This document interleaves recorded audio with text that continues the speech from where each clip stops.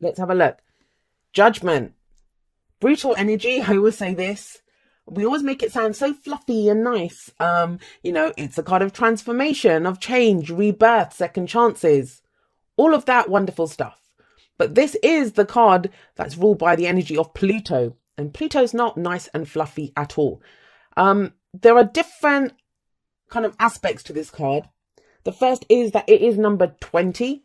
If you have a look, it's number 20. I don't know if you can even see that. Number 20. And that means it's the card before last in the major arcana.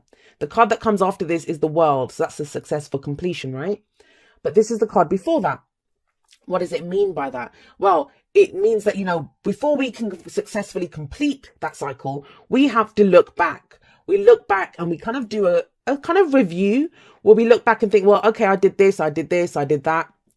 Judgment does talk about forgiveness, and people don't like that. It's the F word. I literally just talked about that with Aries as well. They didn't get judgment though. But forgiveness is not about condoning what someone else did. Forgiveness is about releasing yourself from a burden, releasing yourself from that anger, from that pain. The example I always give is I could hurt you. I could hurt you in a really awful way, but then I've kind of trotted off into the sunset. I've gone, right? But you relive that every day. So even if I'm not around, I'm no longer have any kind of energetic, I'm not putting anything on you. I'm not in your space or anything, but I'm hurting you every day by you holding on to that pain or whatever I did. Now, forgiveness takes time. I know it's not that easy. It's not like you can just click your fingers and move ahead. But when you have a 6-card spread and 4 of them are major arcana, it kind of feels like there could be kind of situations or opportunities in April for you to get over this, to move ahead, right? The other aspect of judgment is, why do we forgive? Why do we release the past? It's because we are being called to, it's a judgment call. We're being called to take some action. What we do is we know whatever this decision that we make, this sometimes is a decision card for me as well. Whatever that is, it's going to be final. It's like we're drawing a line under it once and for all. Why is that? It's so we can turn and face our future without fear and move ahead. That's why we do all of that, to release ourselves from the past, to take whatever needed to be learned from it and then to move ahead from there. Yes, judgment is about rebirth. It is second chances. Usually not in this deck, but there's some beautiful flowers that are being grown here. But usually we see people rising up from their graves when the angel plays her trumpet in this one, or gives that call. And think about it, those people, they had to die, they had to release their old life to get a second chance at life. There is that sense, this is the phoenix rising up from the ashes, so there is some kind of rebirth. Second chance, judgment can indicate a situation where you thought you had lost out on that, chance, in a relationship or at a job, and whatever it was. Maybe you're applying for something, maybe you're trying to do something and you thought you'd lost out on your chance, and it may be in April that you see that you have a second chance at this. So whatever happens when judgment shows up, it is transformed. Now, I don't mean to say that when as soon as you start saying about second chances, people start thinking that their exes are going to come back. That's not what it means. It can be that, when you give up after you've had a really bad relationship, you think, I'm never going to love again. It can be that, your ability to love comes back. Your ability to hope comes back. But let's move on. I've kind of gone on about judgment there. But at the heart of your reading, you have the Emperor. Love it. The Emperor is in control, in charge. It's Aries energy. So this could just talk about Aries season for you if you're talking about time-wise. Because Aries, this is the card for Aries in the tarot. But the Emperor, think about it. He gets a very bad reputation of that. He's stubborn and he doesn't see things any other way but his own. He's not very good at compromising. And yeah, that may be the case. That may be the case. But he is running an empire. He has to be in charge of it. And he is in charge of it. He's very much in control. He knows what he's going to do. He's not afraid to make a decision. So this might be, the Emperor can be the father figure, can be a boss, can be an authority figure. So for some of you, I am seeing that this might be an opportunity for you. If you were looking for a promotion or, to move up within your company, you get that because the Emperor is about a boss. Or maybe you thought your boss kind of didn't like you or you'd messed up, but you get a second chance at something. Now, if it's generally speaking across the board in your life, you feel more in control in April. Like you're getting to a place where you feel more in control. You can let go of this stuff that's happened in the past. You are being transformed into this. And you have an interesting energy coming up in the past. We have the Three of Cups. Now, we were talking here about second chances and about exes coming back and that kind of thing. For some of you, you already reunited with someone. Maybe someone came back, or, you were thinking about reuniting with someone, because the Three of Cups is a kind of reunion for me. For others of you, this does normally talk about our networks of support, the people that we love and support and that love and support us.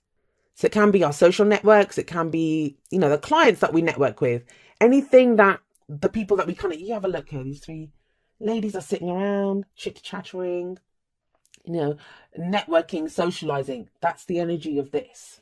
But there's a kind of very solo energy here. And I don't mean being alone.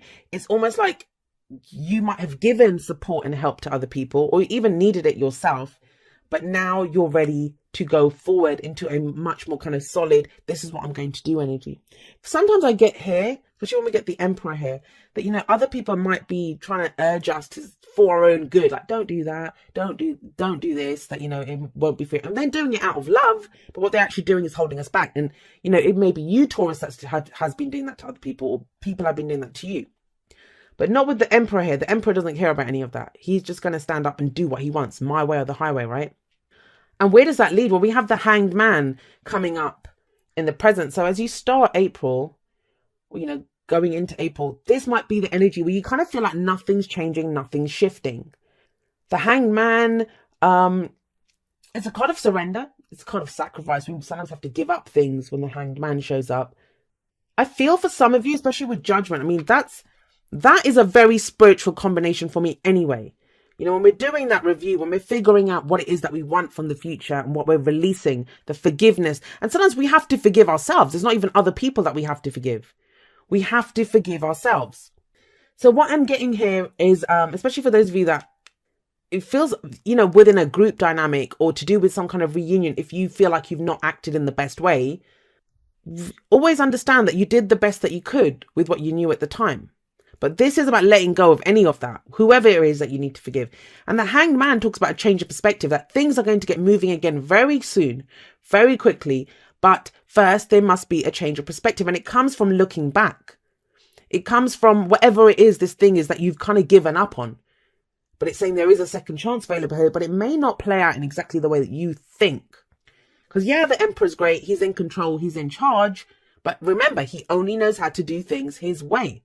One way he only knows how to do them. And this is maybe saying there's a different way. There is a different way. That you just control the part of releasing, letting go, forgiving.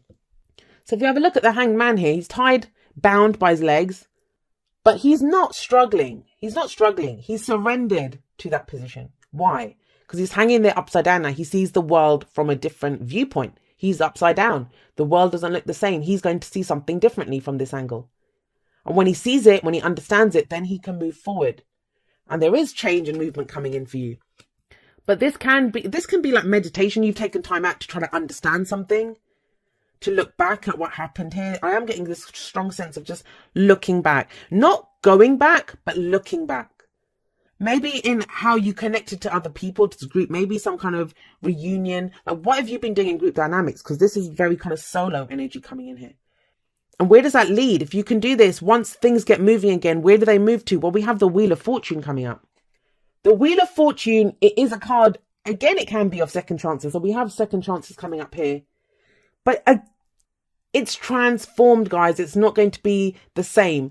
We have the Emperor sat above the Wheel of Fortune. They're two opposing energies. He's in control. He's in charge. He wants things done his way. But the Wheel of Fortune is fate. No one can control the Wheel of Fortune. Things get taken out of our control. But you still feel in a more solid place to be able to make the most of this energy or to use this energy, right? Now, the Wheel of Fortune, the other thing for it can be, yes, like a situation comes back round again, but we do things differently this time. Maybe now you're able to deal with something on your own, whereas in the past you needed support to be able to do this. In the past, you were working in a group, or, you wanted your friends and family members with you. Now you're ready to do it alone. But there is an opportunity that comes in with the Wheel of Fortune. So what's the advice here? The advice is the Queen of Wands. She, again, is kind of very solo energy. She's very confident. She's very, I always see her as, she doesn't care. She only knows what she wants and she's willing to go for it. She's spectacular looking usually. I always find her the most spectacular looking out of all the queens. Because she is confident. Some of you might be dealing with a fire sign. We have Aries here. This would be Aries, Leo, Sagittarius energy. But at the very least, it talks about making the use of any kind of downtime that you've had. You know, I kind of feel like you come into the month doing this. You're doing this kind of review of where am I going? What am I doing? Because destiny's about to come calling for you, Taurus. How are you going? What are you going to do with that? I feel like a lot of you, it's a delicate kind of balance between trying to control what happens or looking at what comes your way and taking control of those opportunities, but in a kind of balanced way, right? Whereas you feel like you're in control, you're confident, you know what you want out of the situation. That's the Queen of Wands too. Now, for some of you, the Queen of Wands may be the kind of destiny point that comes in. The Queen of Wands to me is also like the celebrities. So if any of you are in the limelight or, you know, you're trying to get recognition in whatever field you're in, it feels like you get it when the she comes up. And she's not in the group anymore. So, I mean, whatever, this Three of Cups is kind of throwing me a little bit because everything else feels kind of very solo energy. Very, I'm going to do this, I'm going to get that done. But here we have a group. The Three of Cups is a group. It's our family, it's our friends, it's whoever else that, you know, our networks that we're part of. Maybe you've broken away. Maybe you were working within a group and now you're going to step out into the limelight yourself. You're going to take charge. So the King of Cups, and it's interesting because you guys got Aries energy and Aries did get the King of Cups and the Hierophant as well in their reading. The King of Cups is very emotionally aware. Very emotionally aware. I always see him as the ideal lover. So for some of you, it may be that, you know, what you're going through here, especially if this is to do with the relationship, could be releasing the past. Maybe like you dated from someone your friends introduced you to, or, you know, you guys had the same kind of social group. That's where you're kind of going off on your own now because you don't want to be around that person. But the King of Cups to me is the ideal lover. So maybe you have an idea now of who this ideal lover is. This can also mean if this is your energy. I mean, you may be dealing with a water sign, which is Pisces, Cancer, Scorpio. But the King of Cups is very much, he knows how he feels, but he doesn't always show it. Still waters run deep with this guy. What he feels isn't always what he shows. And he won't show it until he's ready to do it. Until he's ready to say, this is how I feel. And when he's ready to, he will express it. So somebody could be coming out. That could be the fated opportunity. That, you know, that someone comes out and says, this is how I feel about you. And then you are the Queen of Wands who steps up and says, yes, you know, I want this. So this is what I want to go for. She knows what she wants and she knows how to get it. For some of you, I've just realised actually with the... Oh gosh. I have no idea what I just knocked over there. But for some of you with the Queen of Wands coming up here, it can indicate that the Three of Cups is maybe a group that you used to know. You know, people that you used to work with. They hold the answer to what it is that you go forward. So you can contact them or you go and get what you want from them. That could be a romantic message for some of you that you kind of understand how you feel about someone or, you know, someone reveals that to you. Now, just be careful though. We have the Devil coming up here. Capricorn energy. Maybe you're doing this review looking back over like what has been holding you back. That's all the Devil says. I know a lot of Capricorns, a lot of readers actually go up in arms when they see the Devil. They're like, I don't know why Capricorn gets this. Because Capricorn deals with what has power over us. And so does the Devil card. Devil is, that's all the Devil card asks you, is what has power over you? What is holding you back? What is stopping you from stepping into your own power? Is it taking, you know, is it putting other people's needs before your own? Because we do have the Three of Cups here. This is working in that group. Maybe some of you have taken some time out to go, you know, figure out what it is. What do I want out of this? What have I been through? What has this cycle taught me? And it feels like you need to do this because some opportunity or fated event is coming your way. If this is a relationship reading, it can be that, you know, if someone comes in, a new person comes in for you, you kind of do feel like, oh my God, I've known this person forever, or we're like meant to be together. But with the Wheel of Fortune and the Emperor, I get the sense that, yes, you'll feel more in control, but you're not going to be able to control the whole situation. You'll be in control of yourself. That's the great thing of the Emperor, but you won't be able to control the situation, not with the Wheel of Fortune there. The devil does say, it's a card of, can be codependency, addictions, old behavioral patterns that come up. When we're unsure, that's when we go back. It's temptation, especially here when you see her holding the apple. What are you being tempted by? Because you might be headed towards, or you might have a realization. Sometimes it happens like that, right? You make a decision, you have a new perspective, and then some old situation comes up. You know how it is. Like, I'm done with that person. I'm never going back. And then they come back and say all the right things. But you've made a decision. So what do? Are you going to get tempted back into an old situation? And then we have the Hierophant. The Hierophant, it's, like I said, the card for Taurus, but this is about, what do we conform to? What are the stories that you follow? What are the traditions that you follow? And who dictated those to you? Who decided those for you? This can be a card of commitment. So some of you might be recommitting to a situation that was kind of emotionally kind of fun in the past, but now you're fully committed to it. And it's almost like you're so confident that you want this. There's two cards of amazing confidence here. So I'm not worried. Whatever the situation that comes along, I know this downtime that you have, that is what clears it for you. That is what allows you to understand what you've gone through, how much power it's given you, and that you can deal with whatever comes up. The Wheel of Fortune, it is oh God, there we go. The Wheel of Fortune is a card that talks about a change in your luck. I know people see it as a good luck card. It can be, but it's more like a change in your luck. So you are given new opportunities, right? So we have calling in your soulmate. Your prayers, affirmations, and visualizations help bring you together. Is that what you've been doing? Is that what you've been looking back at? Because there is this kind of, but it's coming up as the foundation. So I don't know if this is a situation that kind of keeps coming back around again. But if you are trying to call in your soulmate, and by soulmate, I just mean, a life partner, someone that you want to be in a relationship with, because this is romance angels, then yeah, it looks like that's happening. But it happens through this contemplation, through this review, through releasing. Devil, what's holding you back? Releasing that, and then you can commit. Listen with your heart. You are listening to what is being said to you, but need to listen with a loving heart. That might be because you're dealing with a King of Cups type. They don't always, like I said, he doesn't always say what is going on with him. He won't always say it. And it may be like, especially the Emperor, if he only knows how to do things his own way, if he only has, and a lot of us do that. We have our own idea of what love is. We have our own idea of, well, when I love someone, I do this, this, this. And other people don't love the same way we love.